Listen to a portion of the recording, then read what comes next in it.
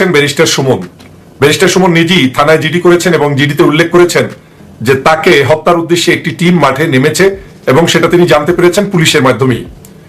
আজকে বাংলাদেশের নিরাপত্তার অবস্থাটা কোথায় গিয়ে দাঁড়িয়েছে সেটা আপনারা ব্যারিস্টার সুমনের এই থানায় জিডির মধ্য দিয়েই প্রমাণিত হতে হচ্ছে এবং তাকে যারা হত্যা করছে সেই তথ্যটি পুলিশ জেনেছে এবং পুলিশ তাকে ইনফর্ম করেছে যে আপনাকে হত্যার উদ্দেশ্যে একটি টিম মাঠে নেমেছে। ব্যারিস্টার সুমন সাহেবকে কিছু ইতিহাস স্মরণ করিয়ে দিতে চাই যে আজ আপনারাই আপনাদের এই গর্ত খুঁজে তারপরে আপনারা গর্তের মধ্যে নিজেরা পড়ে যাচ্ছেন।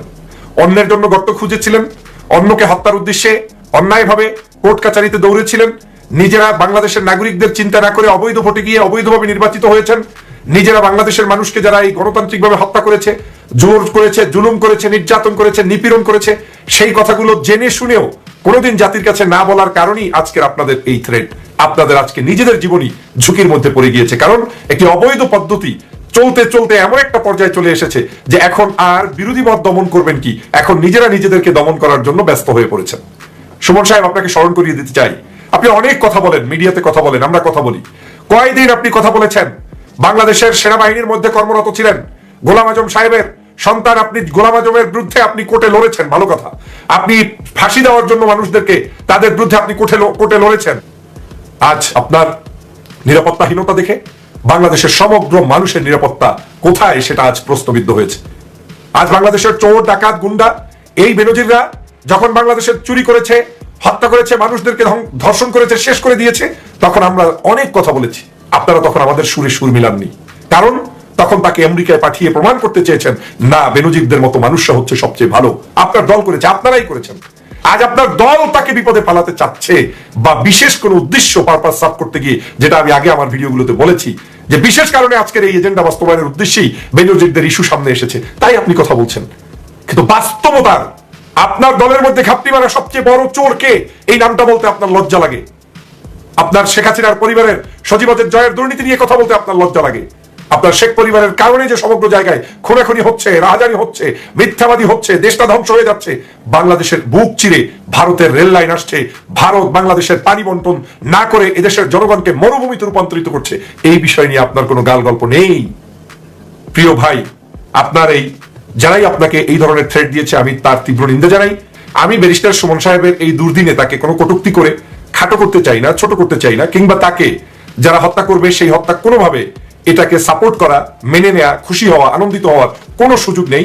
কারণ ব্যারিস্টার সুমন একজন সজ্জন, একজন রাজনীতি করছেন, তিনি আমার ভিন্ন আদর্শের মানুষ হতে পারে, ভিন্ন চরিত্রের মানুষ হতে পারে, তার রাজনৈতিক কেরিয়ার ভিন্ন আদলে হতেই পারে, সে নিয়ে আমার কোনো বিতর্ক নেই।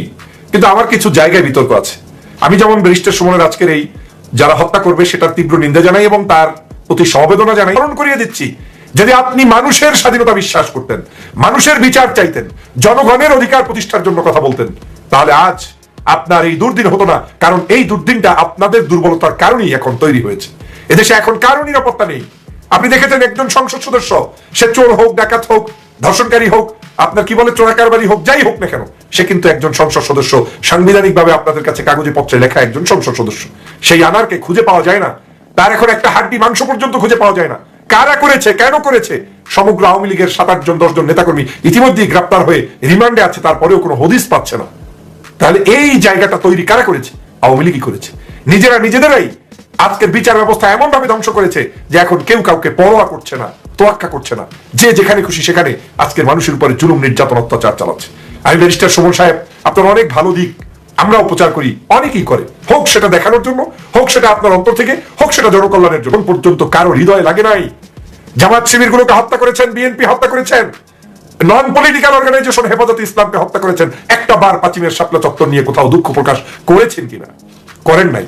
তাহলে রাজনৈতিক আদর্শ পালন করতে গিয়ে, আপনি আপনার দলীয় এজেন্ডা বাস্তবায়ন করতে গিয়ে, আপনি আপনার মতো করে কিছু কথা বলতে গিয়েই যখন এখন দুর্বলতায় পড়ে গিয়েছেন, বিপদের মধ্যে পড়ে গিয়েছেন, তখন আপনি অনুভব করছেন যে আসলে বাংলাদেশের অবস্থাটা কোথায় গিয়ে দাঁড়িয়েছে। 3টি জাতীয় নির্বাচন করেছে।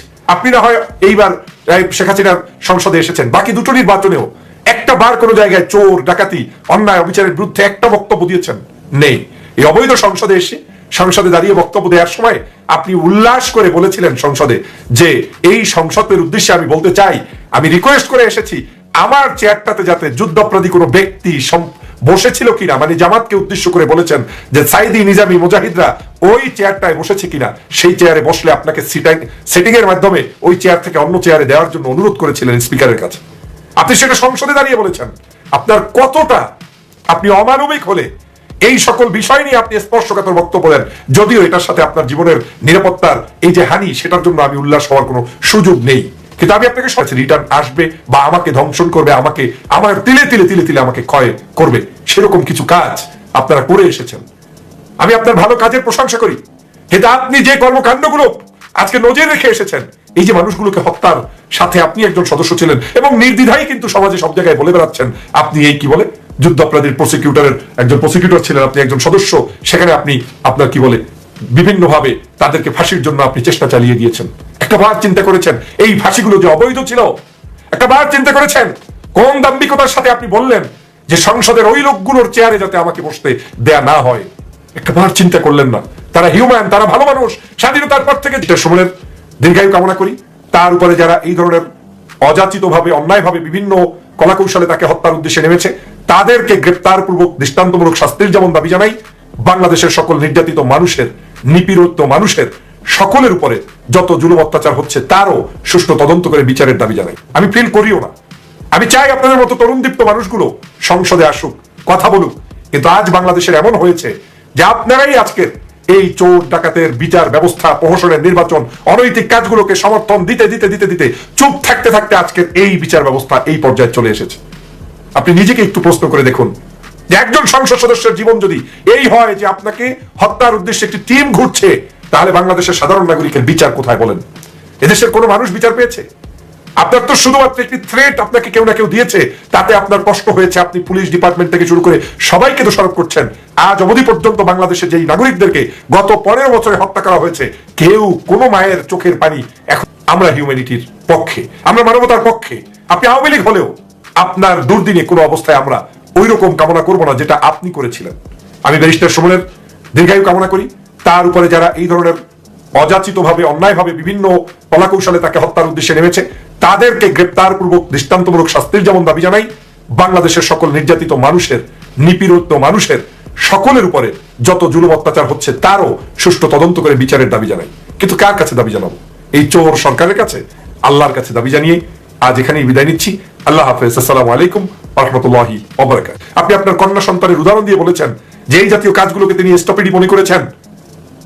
তার কথাগুলোকে আপনি কষ্ট পাচ্ছেন যে একটা সন্তান আপনার এই ভালো কাজগুলোকেও অনুভব করতে পারছে না যে বাংলাদেশে যা হচ্ছে এই জিনিসগুলো তাদের ভিতরে অ্যাডাপ্ট হয়নি, কারণ তারা তো এই কালচারে বড় হয়নি আপনার সন্তান।